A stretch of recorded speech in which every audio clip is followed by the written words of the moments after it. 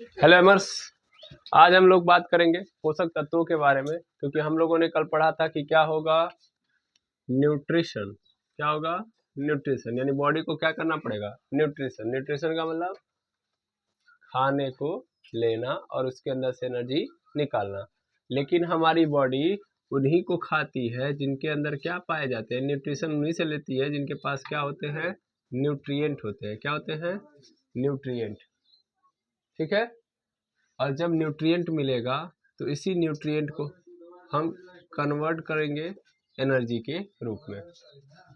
फिर से nutrition, nutrition से न्यूट्रिएंट और न्यूट्रिएंट से फिर एनर्जी। ठीक है। तो कैसे एनर्जी मिलेगी सर, ये न्यूट्रिशन जब बॉडी करेगी तो उससे मिलेगा न्यूट्रिएंट। ये न्यूट्रिएंट जाएगा किसके पास, सेल के पास, और ये सेल वहां से क्या निकालेगा, एटीपी बना के एनर्जी ले लेगा। तो सबसे इंपॉर्टेंट रोल कौन निभा रहा है, न्यूट्रिएंट। ठीक है ना। यानी हम जो खाना खाते हैं उस खाने के अंदर क्या पाया जाता है, न्यूट्रिएंट। ठीक। हिंदी में न्यूट्रिशन को क्या बोलते हैं, क्या बोलते हैं, पोषण। क्या बोलते हैं, पोषण। न्यूट्रिशन को हिंदी में बोलते हैं पोषण और न्यूट्रिएंट को बोलते हैं पोषक तत्व। पोषक तत्व तो वे एलिमेंट या वे पदार्थ जो हमें क्या देते हैं, एनर्जी प्रोवाइड कराते हैं हमारे बॉडी को, उन्हीं को हम लोग क्या बोलते हैं, न्यूट्रिएंट कहते हैं। ठीक है ना, है ना। या मैं यहाँ से न्यूट्रिएंट की डेफिनेशन लिख सकता हूँ। डेफिनेशन कल लिखा गया था न्यूट्रिएंट का, नहीं सर। तो पोषक तत्व क्या होते हैं, पोषक तत्व वे पदार्थ जो हमारे शरीर को ऊर्जा तथा टूट फूट से रक्षा ऊर्जा देते हैं तथा शरीर की वृद्धि और टूट फूट से रक्षा करते हैं पोषक तत्व कहलाते हैं। पोषक तत्व कहलाते हैं। ठीक है। इस बात को आप ध्यान देंगे। इसी को इंग्लिश में क्या लिखेंगे, which substance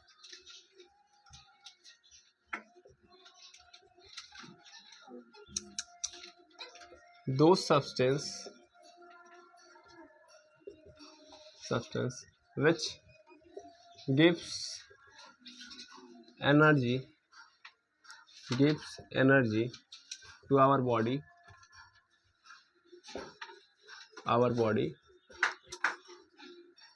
and helps in growth and also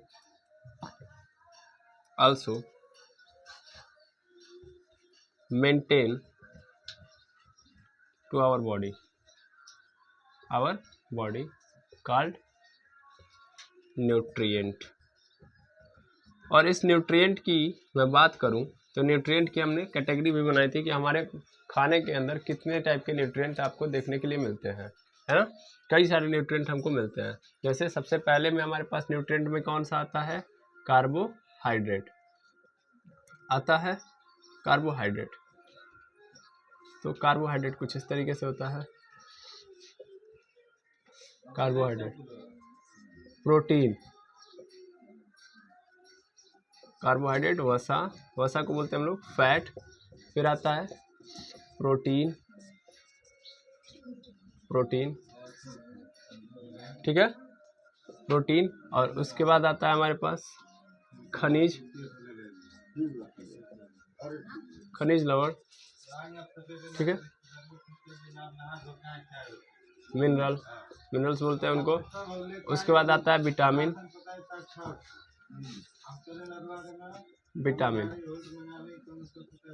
और फिर उसके बाद हमारे पास आता है, विटामिन के बाद आप देखोगे तो फाइबर भी आता है इसी में। फाइबर, ठीक है। अब यहाँ पे देखेंगे तो यहाँ पे कई सारे हैं हमारे पास, 6 ठो आपको नजर आ रहा है क्या, न्यूट्रिएंट, ठीक है। तो 6 न्यूट्रिएंट नजर आ रहे हैं। अब इसमें आप देखोगे तो सबका अलग अलग का, जैसे कार्बोहाइड्रेट और वसा क्या करता है, हमारी बॉडी को एनर्जी प्रोवाइड कराता है। कार्बोहाइड्रेट और वसा हमारी बॉडी को क्या प्रोवाइड कराता है, एनर्जी।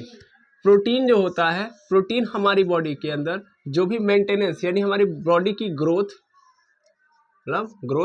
मतलब वृद्धि का के लिए वर्क करता है, और हमारी बॉडी को मेंटेन करने का काम करता है। यानी कहीं भी हमारी बॉडी के अंदर कमजोरी आ जाती है या टूट फूट आ जाती है तो उसको मेंटेन करने के लिए कौन काम करता है, प्रोटीन। बाकी कार्बोहाइड्रेट क्या प्रोवाइड कराता है, एनर्जी, जबकि प्रोटीन किसमें हेल्प करता है, ग्रोथ और मेंटेनेंस में। और खनिज लवण हो गया, विटामिन हो गया और फाइबर्स, ये क्या करते हैं, तो ध्यान देंगे इनका काम है हमारी बॉडी के अंदर हो रहे कई सारे केमिकल रिएक्शन, हमारे बॉडी के अंदर बहुत सारे केमिकल रिएक्शन हो रहे होते हैं, ठीक है ना, हम उसकी भी बात करेंगे। हमारे बॉडी के अंदर अगर आप ऑब्जर्व करोगे तो बहुत सारे तरीके से क्या हो रहे होते हैं, रासायनिक अभिक्रियाएं हो रही होती है। उन रासायनिक अभिक्रियाओं के अंदर ये काम करते हैं, ठीक है ना।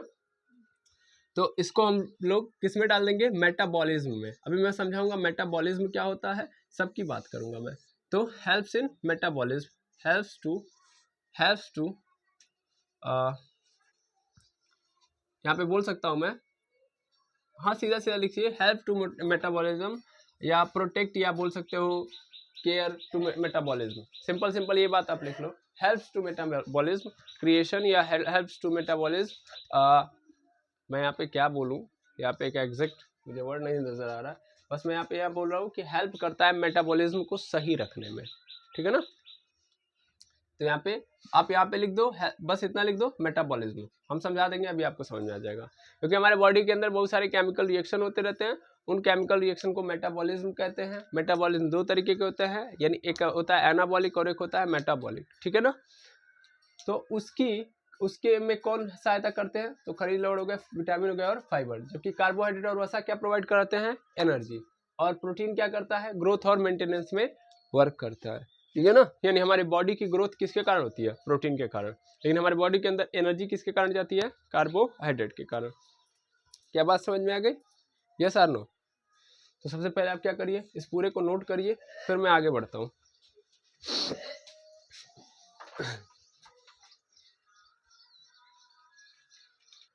चलिए आगे देखेंगे हम लोग। तो सबसे पहला न्यूट्रिएंट हमारे पास आता है वो है कार्बोहाइड्रेट। जैसा कि हम लोगों ने देखा कि कार्बोहाइड्रेट हमारी बॉडी के अंदर एनर्जी प्रोवाइड कराने का काम करता है, ठीक है ना। ये क्या करता है, एनर्जी प्रोवाइड कराता है। It provides energy to our body. यानी हमारी बॉडी को एनर्जी किससे मिलती है, हमारी बॉडी को एनर्जी किससे मिलती है, कार्बोहाइड्रेट से। यानी अगर मैं यहाँ से बात करूँ तो ध्यान से सुनना है, it provides energy to our body, अच्छे से सुनना। यानी ये एनर्जी हमारे बॉडी को कौन प्रोवाइड कराता है, कार्बोहाइड्रेट, ठीक है। और एनर्जी अगर ये प्रोवाइड कराता है तो बाकी सब क्या करते हैं, तो मैंने सबका काम बताया आपको, सभी हमारी बॉडी के लिए जरूरी है। अगर आप बात करोगे तो कार्बोहाइड्रेट फैट अगर हमारी बॉडी को एनर्जी प्रोवाइड करा रहा है, और प्रोटीन हमारी बॉडी का क्या किसमें हेल्प कर रहा है, मेंटेनेंस में काम कर रहा है, ग्रोथ में काम कर रहा है। तो अगर प्रोटीन भी नहीं मिलेगा तो भी तो हमारी बॉडी का ग्रोथ नहीं होगा। जो मांस वगैरह है हमारे बॉडी के अंदर वो कहाँ से बनता है, प्रोटीन से तो बनता है। लेकिन हमारी बॉडी के अंदर जो काम होता है, फंक्शन होता है, वो सब कैसे काम करता है, कार्बोहाइड्रेट की वजह से। लेकिन हमारी बॉडी का ग्रोथ विकास किसके कारण होता है, प्रोटीन के कारण। हमारे बॉडी के अंदर विकास काम ये सब चल रहा होता है केमिकल रिएक्शन के थ्रू। किसके थ्रू चल रहा होता है, केमिकल रिएक्शन। और उस केमिकल रिएक्शन को चलाने के लिए कौन कौन उपयोगी होता है, प्रोटीन हो गया, फिर मिनरल्स हो गया, फाइबर्स हो गए। तो वो किसमें हेल्प कर रहे होते हैं, किसमें हेल्प कर रहे होते हैं, वो हमारे केमिकल रिएक्शन में हेल्प कर रहे हैं। अगर केमिकल रिएक्शन नहीं होगा तो कोई फंक्शन सही से काम नहीं करेगा। समझ पा रहे हो ना। हमारे बॉडी के अंदर बहुत सारे केमिकल बनते हैं एंजाइम, हार्मोन्स के रूप में। और ये कैसे बनते हैं, तो ये सब हिस्सा होते हैं मेटाबॉलिज्म का। कैसा, किसका हिस्सा होता है, मेटाबॉलिज्म का। यानी हमारी बॉडी अच्छे तरीके से तभी काम कर पाएगी जब हमारे बॉडी के अंदर मेटाबॉलिक रिएक्शन होगा। और मेटाबॉलिक रिएक्शन करवाने में हेल्प कौन करेगा, विटामिन, मिनरल्स एंड फाइबर। तो ये अपने अनुसार अलग उपयोगी है कि नहीं है, उपयोगी है, बिल्कुल सर। दूसरी बात अगर हम बात करेंगे तो हमारे बॉडी को एनर्जी के लिए कार्बोहाइड्रेट चाहिए। प्रोटीन किस लिए चाहिए? ताकि हमारी बॉडी का मेंटेनेंस हो सके। टूट फूट हो गई तो मेंटेनेंस। तो सभी अपने अपने जगह पे अपना अपना काम कर रहे हैं नहीं कर रहे हैं? कोई भी अगर नहीं आएगा तो दिक्कत होगी ना। सपोज कर लिए हमारी बॉडी को सिर्फ कार्बोहाइड्रेट मिल रहा है, इसका मतलब एनर्जी तो मिल रही है, लेकिन प्रोटीन नहीं दे रहे हो तो बॉडी का मेंटेनेंस नहीं होगा, तुमको चोट लग जाएगी। तो ये तो सिर्फ काम करवाने के लिए हेल्प करेगा ना। कोई बॉडी के अंदर काम हो रहा है तो काम कौन करवाएगा? कार्बोहाइड्रेट। तुम काम कर रहे हो तो कार्बोहाइड्रेट खर्च होगा, लेकिन तुमको चोट लग गई तो उसको जल्दी से रिकवर कौन करवाएगा? प्रोटीन। कौन करेगा? प्रोटीन। तो प्रोटीन नहीं रहेगा बॉडी के अंदर तो मेंटेनेंस कैसे होगी? है कि नहीं है? कोई सेल खराब हो गया तो उसको सही कौन करता है? प्रोटीन। तो अब नहीं करवाओगे तो फिर दिक्कत होगी ना। तो कार्बोहाइड्रेट से तो हमको एनर्जी मिलेगी, और यही एनर्जी मान लो हमारे हम खाना खाएंगे ना, हम खाना खाएंगे तो सेल तक कौन सी जाती है? कार्बोहाइड्रेट तक कार्बोहाइड्रेट जाता है। फूड के अंदर से, खाने के अंदर से सभी प्रकार के न्यूट्रिएंट निकाले जाते हैं, इसमें सबसे मेन कौन होता है? कार्बोहाइड्रेट। और यही कार्बोहाइड्रेट किसके तक पहुंचाया जाता है? हमारे सेल तक। सेल इसी कार्बोहाइड्रेट को लेके क्या बनाता है? एटीपी। क्योंकि अभी जस्ट हमने देखा कि यही एनर्जी प्रोवाइड कराता है। ठीक है, यस और नो? बाकी सब भी जाते हैं, लेकिन एनर्जी एटीपी किससे बनता है? सेल किससे एटीपी बनाता है? कार्बोहाइड्रेट से। समझ में आया? Is that clear? चलो अब देखो कार्बोहाइड्रेट क्या होता है। सिंपल अगर बात करोगे तो कार्बोहाइड्रेट इज नथिंग बट, इसमें कार्बन, हाइड्रोजन और ऑक्सीजन, कार्बन, हाइड्रोजन और ऑक्सीजन क्या होते हैं? आपस में मिल जाते हैं और क्या करते हैं? बनाते हैं। जिस पदार्थ का निर्माण करते हैं उसी को हम लोग क्या बोलते हैं? कार्बोहाइड्रेट। इनका जो रेशियो होता है वो कुछ इस तरीके से होता है 1:2:1, 1:2:1। मतलब अगर कार्बन 1 है तो हाइड्रोजन कितना होना चाहिए? 2, और उसके साथ ऑक्सीजन कितना होना चाहिए? 1। ठीक है, जैसे मैं तुम्हारे सामने लिख रहा हूँ C12S24O12 लिख दिया। C12S24O22, सॉरी O12 है ये। ठीक है, क्या देखो ये कार्बोहाइड्रेट है कि नहीं है? बिल्कुल है सर। देखो कार्बन कितना है? 12। हाइड्रोजन कितना है? 24। ऑक्सीजन कितना है? 12। रेशियो निकालू मैं? बिल्कुल सर। 12 कम 12, 12 दूना 24, 12 कम 12, 1:2:1 आ गया कि नहीं आ गया? तो अगर आपसे कोई पूछे कार्बोहाइड्रेट किससे बना होता है तो सर कार्बन, हाइड्रोजन और ऑक्सीजन से मिलकर बना होता है। मेनली इसका फॉर्मूला कैसा होता है? तो मेनली इसका फॉर्मूला ऐसे होता है CxH2OY, H2OY। आज सबको पता है H2O का मतलब क्या होता है? वाटर। क्या होता है? वाटर। यानी H2O किसका फॉर्मूला है? वाटर, यानी जल का फॉर्मूला है ना? तो अगर वाटर के कई सारे मॉलिक्यूल्स, अब इसमें एक्स और वाई क्या है? एक्स और वाई बाबू कुछ नहीं है, संख्याएं हैं 1 2 3 4 5। ठीक है, हाँ या ना? तो वाटर मॉलिक्यूल्स कार्बन के साथ जब जुड़ता है, simple water molecule plus carbon. Water molecule किसके साथ जुड़ जाए? कार्बन के साथ, तो क्या बना देगा? कार्बोहाइड्रेट। ठीक है, यानी वाटर मॉलिक्यूल के साथ कार्बन जुड़ जाएगा तो क्या बन जाएगा? कार्बोहाइड्रेट। तो आई होप ये बात क्लियर हो गई होगी। कार्बोहाइड्रेट किससे मिलके बनता है? क्या करता है? हमारी बॉडी को एनर्जी प्रोवाइड कराता है। ठीक है, यस और नो? यानी इसके अंदर वाटर मॉलिक्यूल होता है। क्या होता है? Water molecule. चलो देखो आगे। अब जो कार्बोहाइड्रेट होता है वो कई सारे टाइप का होता है। क्या होता है? कई सारे टाइप का होता है, लेकिन सबसे पहले आप इसको क्या कर लीजिए? नोट कर लीजिए, जल्दी नोट करेंगे। चलिए देखिएगा, types of carbohydrate. Types of carbohydrate यानी कार्बोहाइड्रेट के प्रकार। देखो न्यूट्रिएंट पहले पढ़ लोगे तो आराम से काम चलते रहेगा। ठीक है, तो कार्बोहाइड्रेट के प्रकार, ताकि आपको चीजों को समझने में कोई दिक्कत नहीं होगी। तो कार्बोहाइड्रेट जो होता है उसको हम लोग एक और नाम देते हैं। पहले तो ये जान लीजिएगा कि कार्बोहाइड्रेट को ही हम लोग बोलते हैं सैकेराइड। क्या बोलते हैं? सैकेराइड।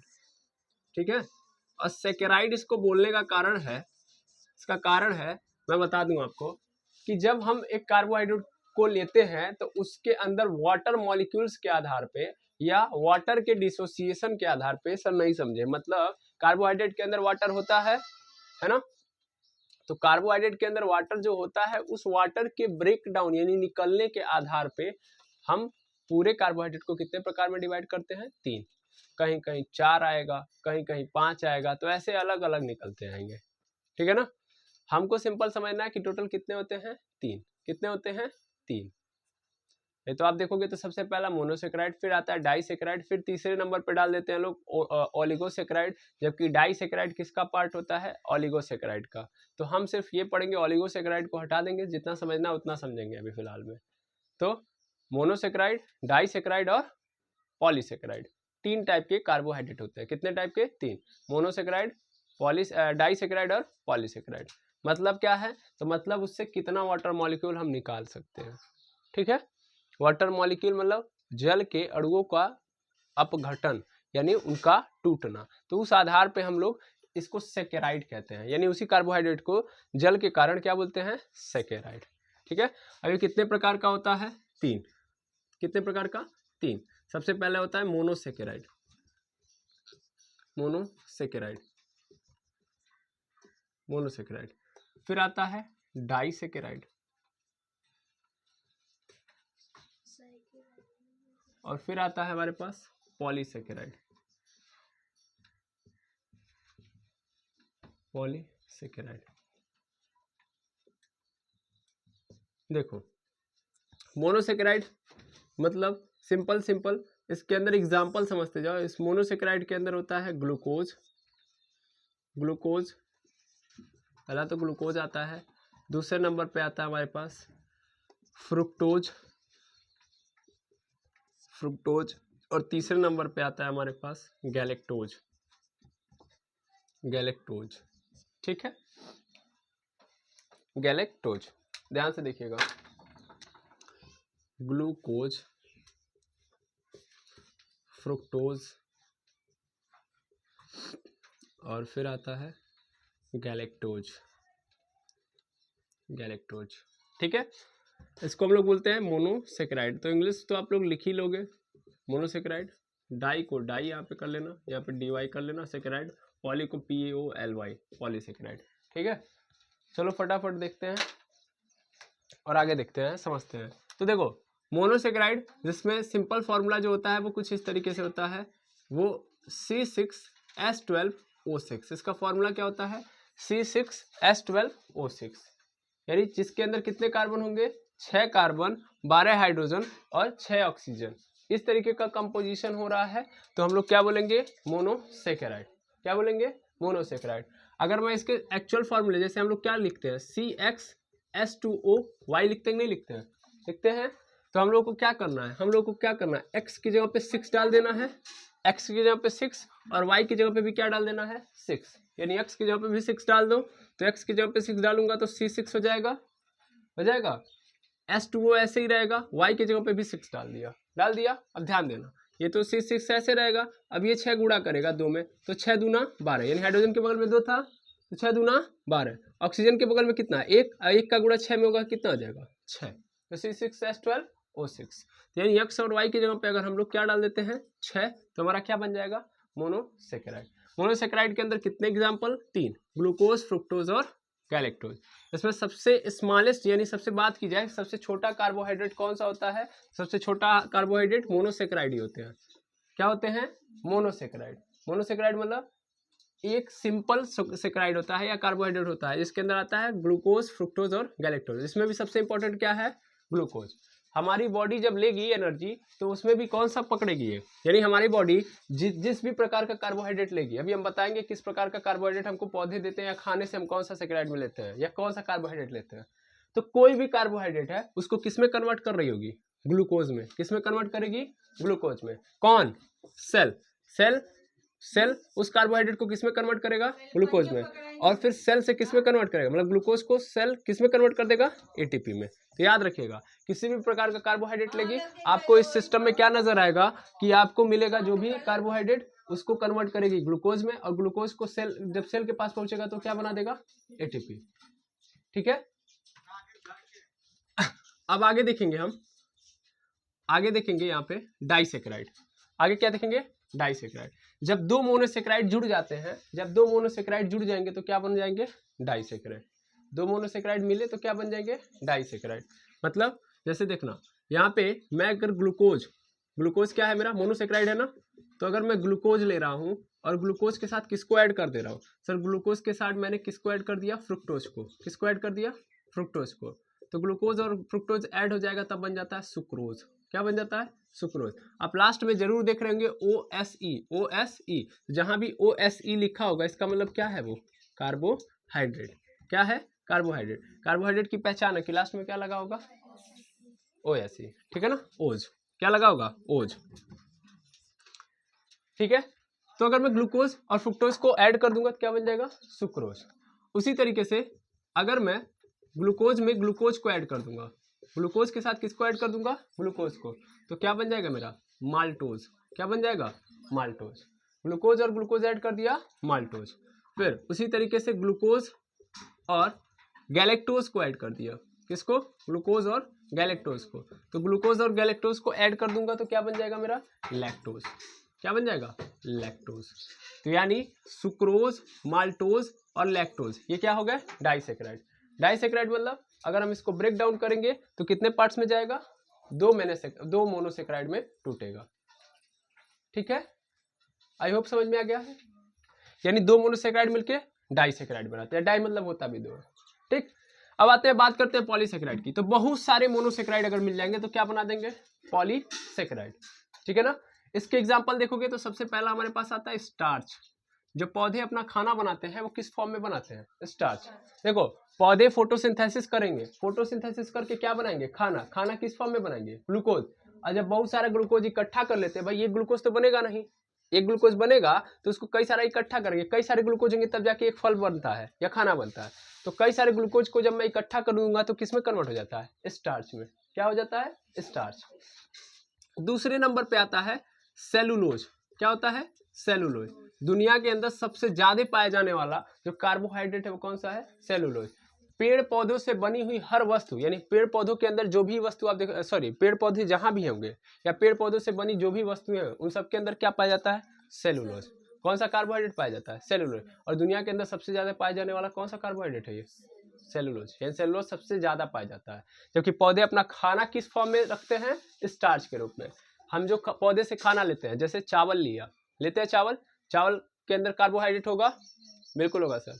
वो उसमें क्या पाया जाएगा सर, उसमें स्टार्च पाया जाएगा। क्या पाया जाएगा, स्टार्च। हम खाना खाते हैं तो उस स्टार्च को तोड़ते हैं किस फॉर्म में, ग्लूकोज के फॉर्म में। जस्ट बताया, कोई भी कार्बोहाइड्रेट जाएगा मुंह के अंदर तो क्या होगा, ग्लूकोज के फॉर्म में जाएगा। फिर वो ग्लूकोज किस में, ग्लूकोज कहाँ पहुंचेगा, सेल के पास। तब सेल उससे क्या निकाल पाएगा, एटीपी।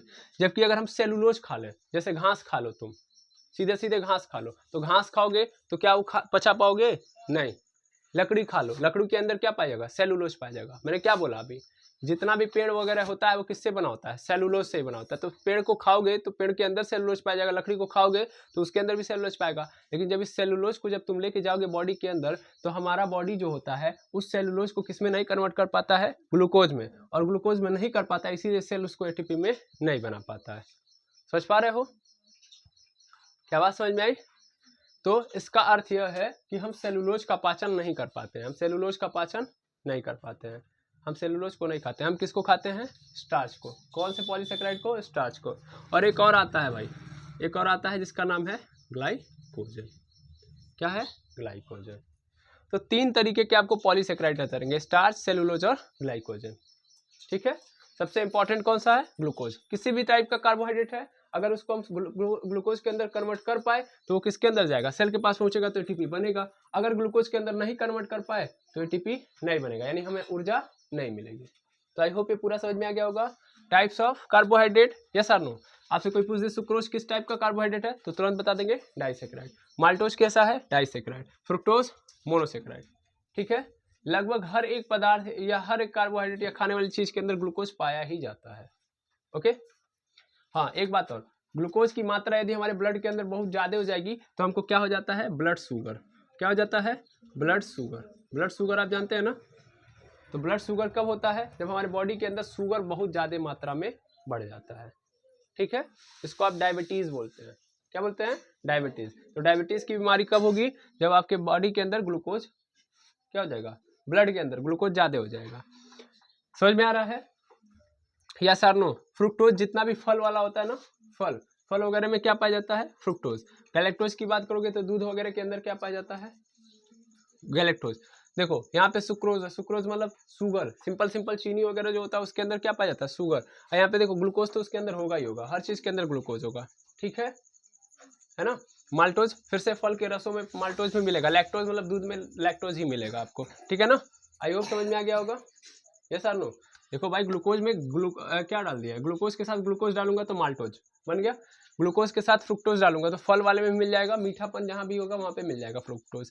ग्लूकोज और गैलेक्टोज यानी दूध वाले में चले जाओगे तो लैक्टोज मिल जाएगा, दूध के अंदर क्या मिल जाएगा? लैक्टोज। या तो इस फॉर्म में होगा या तो इस फॉर्म में होगा। क्लियर है? पौधे किस फॉर्म में खाना बनाते हैं? स्टार्च। और पौधे बने किससे होते हैं? ज्यादातर नहीं, किससे बने होते हैं? सेलुलोज से, है ना? तो आइए पूरा का पूरा समझ में आ गया होगा, इस पूरे को आप नोट डाउन कर लीजिए। और आज के लिए इतना ही, मिलते हैं नेक्स्ट वीडियो में। Thank you very much.